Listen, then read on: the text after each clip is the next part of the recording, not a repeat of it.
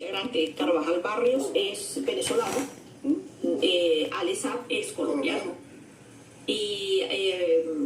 Carvajal Barrios estudió, se formó, creció, hizo relaciones con sus compañeros, tanto de su promoción militar como de las promociones cercanas. Fue un hombre que hizo una carrera no tanto dentro de la Fuerza Armada, pero relacionada con la Fuerza Armada. Y bueno, eso hace, por supuesto, diferencias abismales con un personaje como Alex Saab Morán, que entre otras cosas, pues lo que ha hecho, lo que ha tenido, la relación que ha tenido con Venezuela ha sido de negocios, de comerciar con el hambre de los venezolanos. Es decir, creo que son delincuentes con perfiles distintos y que además, en el caso de Alex Saab, pues le presta servicios al régimen venezolano desde otro punto de vista, diferente al que tuvo el Pollo Carvajal. Por cierto, no quiero dejar de mencionar que en relación con esas imágenes que mencionaba sobre la llegada de Hugo Chávez en ese momento, cuando él había sido detenido en Aruba y logró regresar a Venezuela, saben que fue la primera vez en que se vio abiertamente a Hugo Armando Carvajal Barrios. Él era un personaje casi mítico, pues. Era un tipo con un rostro de lo que apenas había una sola fotografía. En internet no era una persona que le gustaba ni fotografiarse, ni salir, ni nada. Eso fue un punto de quiebre, esa detención fue un punto de quiebre para que por primera vez él se diera a conocer, y no es casual la manera como lo reciben a él ahí los grandes jerarcas de la revolución, entre esos el propio y hoy defenestrado ministro del Petróleo Tarek El Aissami, Diosdado Cabello, Nicolás Maduro.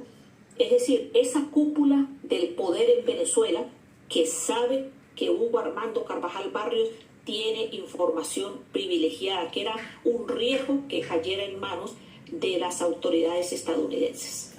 Bueno, gracias, Sebastiana, por recordarnos esa información que sigue siendo muy importante para seguir hablando de este caso, de Hugo Armando el Pollo Carvajal. Carlos, Carvajal se declara culpable, ¿no? Eso quiere decir que está cooperando con la justicia estadounidense, estará buscando seguramente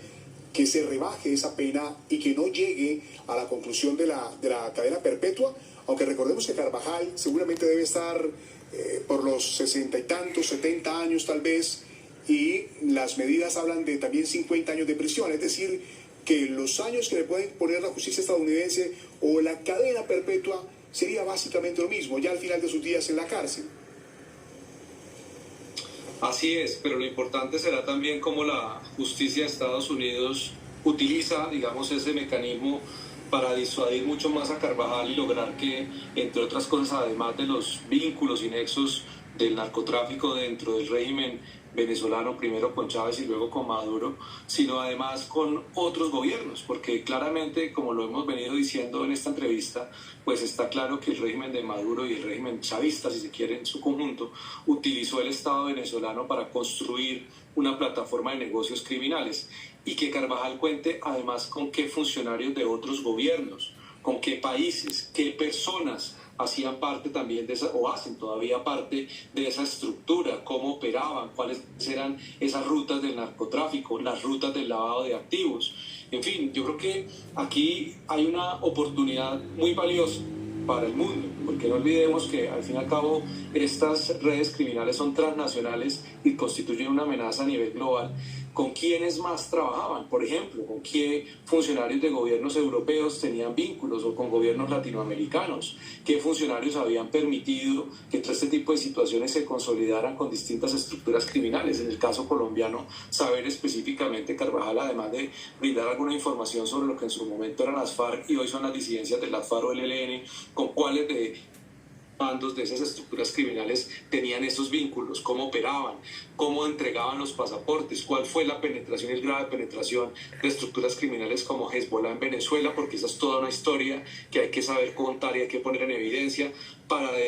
digamos, de alguna manera determinar el grado de penetración e instrumentalización que ha tenido el Estado venezolano en permitir la consolidación de estos grupos que hoy en el mundo son multimillonarios, no solamente con el negocio del narcotráfico, sino con otros negocios ilícitos como la extracción ilícita de oro, el lavado de activos. El caso, por ejemplo, de Saab, muy bien lo decía Sebastiana, es diferente, pero Saab ha actuado como un super facilitador de negocios criminales con otras redes criminales internacionales. Todo eso lo puede contar